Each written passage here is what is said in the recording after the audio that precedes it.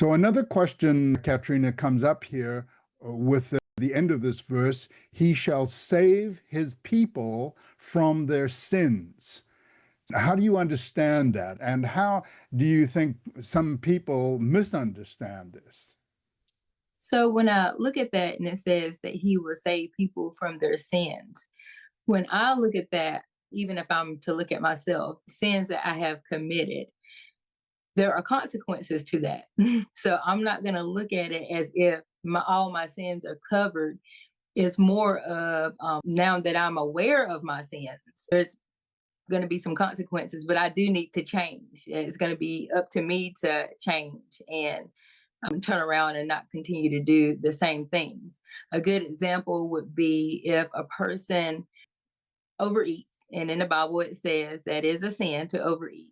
If you continue to do that, the consequence is you're going to be overweight, and people are you going to see that you're overweight and not healthy, and that's the consequence, and that can't be covered unless you make a change and do something different. Yes, definitely.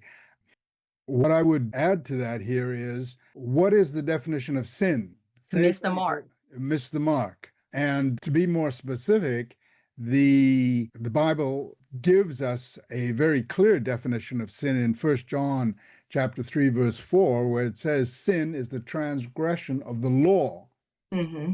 So we don't want to necessarily get into a theological discussion about this, but the point is that if sin is the transgression of the law and we sin today, that means there has to be a law.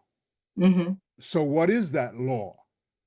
Well, the basic law is the Ten Commandments. And from a very spiritual point of view, it would be the Beatitudes. So, there are things that we need to change in our lives because we are sinning. Hmm. And notice also what it says here. It's quite interesting. For he shall save his people from their sins. So what does his people cover? We're all his people, having been created and being descendants of Adam and Eve.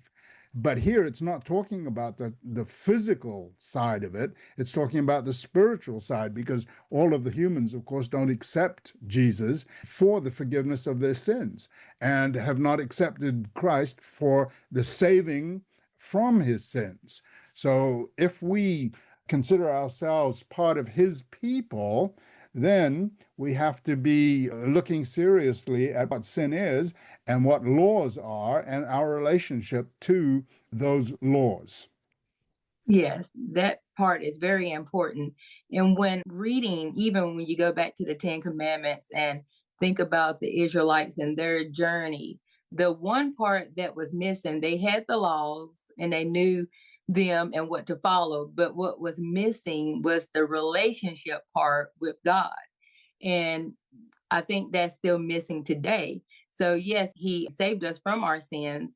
However, we do need to follow the law. But what makes it more important to me is that redemption gave me the ability to have a relationship with God.